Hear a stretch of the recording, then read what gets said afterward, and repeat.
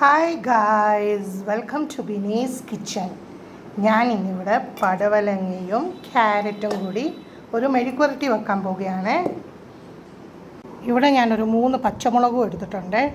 പടവലങ്ങ ഇങ്ങനെ അങ്ങോട്ട് ക്ലീൻ ആക്കി അതിനകത്തിരുന്ന സീഡെല്ലാം ഞാൻ എടുത്ത് വെളിയിലോട്ട് വെച്ചു. പടവലങ്ങ ഞാൻ ഇങ്ങനെ നീളത്തിലാണ് കട്ട് ചെയ്യുന്നത്. ഇങ്ങനെ നീളത്തിൽ വേണം ഇത് അരിയാൻ. ഒത്തിരി കട്ടി കുറച്ച് ഒന്നും അരിയേണ്ട ആവശ്യമില്ല. മീഡിയമായിട്ട് ഇങ്ങനെ ഒന്ന് അരിഞ്ഞ് എടുത്താൽ മതി.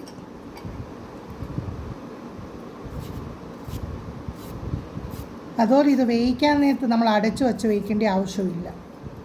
അടച്ചു വച്ച് വേവിച്ച് കഴിഞ്ഞാൽ പിന്നെ അതിനകത്തിരിക്കുന്ന വെള്ളമെല്ലാം വെളിയിലോട്ടാണ്.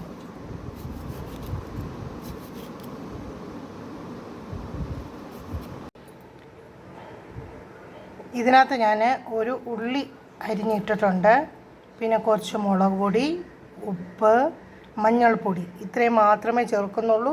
ഇനി ഇത് നല്ലപോലെ ഒന്ന് നമുക്ക് മിക്സ് ചെയ്ത് കൊടുക്കാമേ. ഇതുപോലെ ഒന്ന് മിക്സ് ചെയ്ത് ഒരു 5 മിനിറ്റ് നമുക്ക് അങ്ങോട്ട് വെക്കാം. ഉപ്പും മുളക് പൊടിയും മഞ്ഞൾപ്പൊടിയും എല്ലാം കൂടി ഇങ്ങനെ അങ്ങോട്ട് മിക്സ് ചെയ്യുവാണേ. ഇതിനകത്ത് വെള്ളമൊന്നും ഒഴിക്കല്ലേ, വെള്ളം ഒഴിക്കാൻ പാടില്ല. ഓൾറെഡി അതിനകത്ത് തന്നെ വെള്ളമുണ്ട്.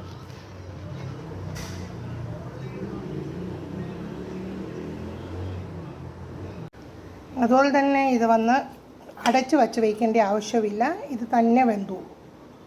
ഞാൻ ഇതിനകത്ത് 1 സ്പൂണ് വെളിച്ചെണ്ണ ഒഴിച്ചിട്ടുണ്ട്.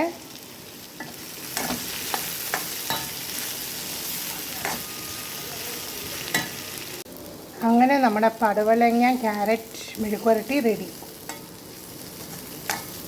നോക്കൂ, ഒട്ടും കുഴഞ്ഞിട്ടുമില്ല. അതിനകത്ത് വെള്ളമൊന്നും ഒഴിക്കാൻ പാടില്ല.